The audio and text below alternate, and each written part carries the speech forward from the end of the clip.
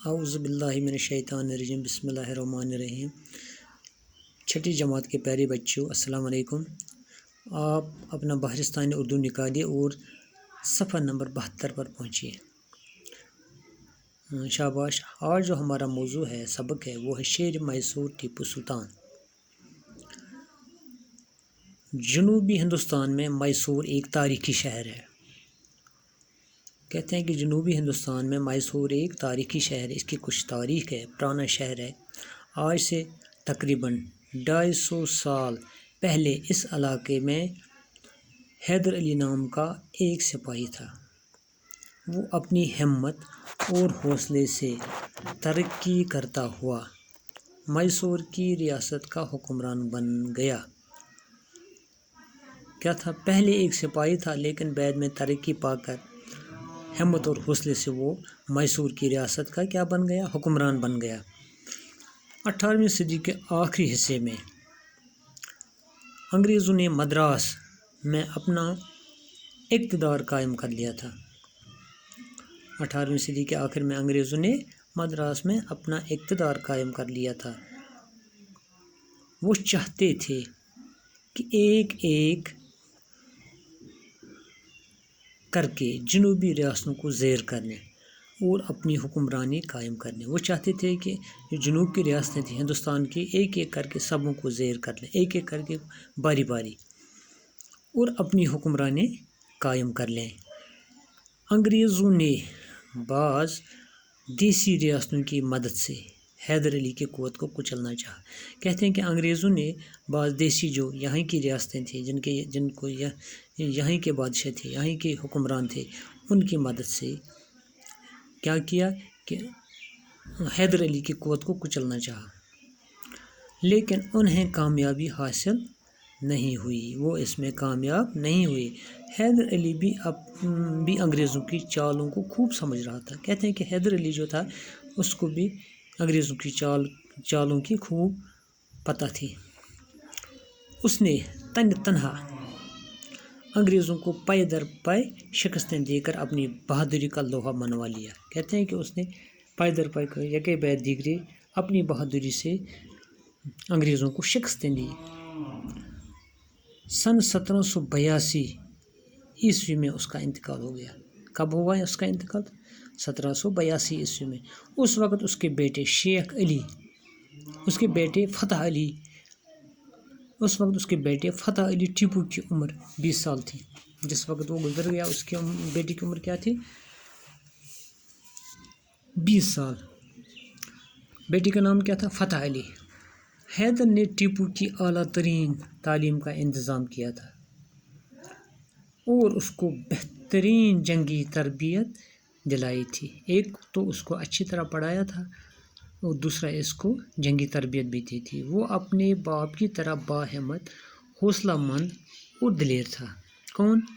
حیدر علی، ٹیپو سلطان اپنے باپ کی طرح، حیدر علی کی طرح باہمت اور حوصلہ مند دلیر تھا۔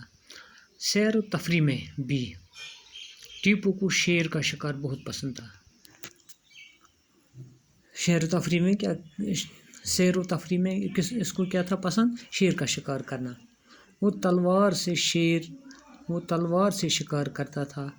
شیر کو بندوق سے مارنا وہ بزدلی سمجھتا تھا۔ کہتے ہیں کہ وہ تلوار سے شکار کرتا تھا اور شیر کو بندوق سے مارنا بزدلی سمجھتا تھا۔ اس کے تخت نشین ہونے سے پہلے کا واقعہ ہے کہ ایک روز ٹیپو ایک فرانسیسی افسر کے ساتھ شکار کو گیا۔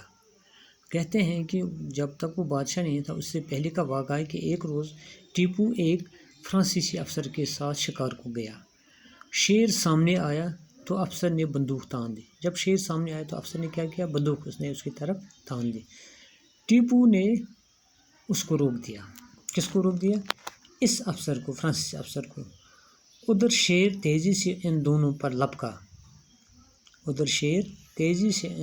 پر لپکا۔ ٹیپو نے بجلی کی سی تیزی کے ساتھ جھپٹ کر شیر پر وار کیا۔ کہتے ہیں کہ وہ تیزی سے ان دونوں پر، ایک ٹیپو پر اور اس فرانسیسی افسر پر لپکا، لیکن ٹیپو نے کیا کیا؟ اس نے بجلی کی سی تیزی کے ساتھ اس پر झपट कर वार किया, किस पर? शेर पर, और तलवार के एक ही वार में शेर की चारों टांगें उसके जिस्म से अलग कर दी। इतनी तेज़ी से उस पर वार किया कि एक ही तलवार के एक ही वार में उसकी चारों टांगें उसने उसके जिस्म से अलग कर दी। किसके जिस्म से? शेर के। फ्रांसीसी अफसर ये देखकर दंग रह गया। जब फ्रांसीसी अफसर ने ये देखा तो वो हैरान हो गया। इस वाक़ा के बाद से टीपू को शेर मैसूर के नाम से याद किया जाने लगा। कहते हैं इस वाक़े के बाद इसको क्या? शेर मैसूर के नाम से याद किया जाने लगा। टीपू अपने वालिद हैदर अली के साथ बहुत सी जंगों में शरीक हो चुका था। जब वो तख्त नशीन हुआ तो जंग के बादल चारों तरफ छाए हुए थे। कहते हैं कि उसने अपने बाप के साथ बहुत सी जंगों में रह चुका था, लेकिन जब वो तख्त नशीन हुआ तो चारों तरफ जंग के बादल छाए हुए थे। अंग्रेज़ बार बार रियासत पर हमला कर रहे थे क्योंकि वो इस रियासत पर कब्ज़ा करना चाहते थे। अंग्रेज़ जो थे वो बार बार इस पर हमला करते थे। वो सोचते थे कि इस रियासत पर भी हम कब्ज़ा करेंगे। लेकिन 2 साल मुसलसल जंग के बाद सन 1784 ईस्वी में टीपू सुल्तान ने अंग्रेज़ों को अपनी शरायत पर सलह करने के लिए मजबूर कर दिया। कहते हैं 2 साल जंग के बाद जब 2 साल मुसलसल जंग के बाद सन 1784 ईस्वी में टीपू ने चंद शराइत पर अंग्रेज़ों के साथ सलह किया। इसके बाद भी अंग्रेज़ बार बार लड़ाई छेड़ते रहे। इसके बाद भी वो क्या करते रहे? बार बार लड़ाई छेड़ते रहे। उन्होंने टीपू के सरदारों को जायदादों और जागीरों का लालच देकर गद्दारी पर आमादा किया। अंग्रेज़ों ने जो टीपू के सरदार थे, जो उसके अफसर थे, उनको उन्होंने अंग्रेज़ों ने क्या जायदाद और जागीरों का लालच दिया ताकि वो बगावत पर उतर आए और वो गद्दारी पर आमादा किया। आखिरी जंग सन 1799 में हुई। आखिरी जंग किस सन में हुई? 1799 ईस्वी में। फौजी सरदारों ने गद्दारी करके अंग्रेज़ों की मदद की और सेरिंगापट्टनम के किले के दरवाजे खोल दिए। कहते हैं कि वो जो इसके वो फौजी सरदार थे, वो तो अंग्रेज़ों ने ख़रीद लिए थे, उन्होंने उनकी मदद की और आखिर पर क्या किया? सेरिंगापट्टनम के जो किले थे उनके दरवाजे खोल दिए। लेकिन टीपू ने हथियार डालने से इनकार कर दिया। मैं हथियार नहीं डालूँगा। वो दुश्मन से लड़ता हुआ शहीद हो गया। कौन? टीपू। बहादुरी और बुज़दिली के बारे में उसका ये जुमला सुनहरे हरूफ से लिखे जाने के काबिल है। बहादुरी और बुज़दिली के बारे में उसका ये जुमला सुनहरे हरूफ से लिखे जाने के काबिल है। क्या उसने लिखा है? गीदड़ की 100 साला ज़िंदगी से शेर की एक दिन की ज़िंदगी बेहतर है।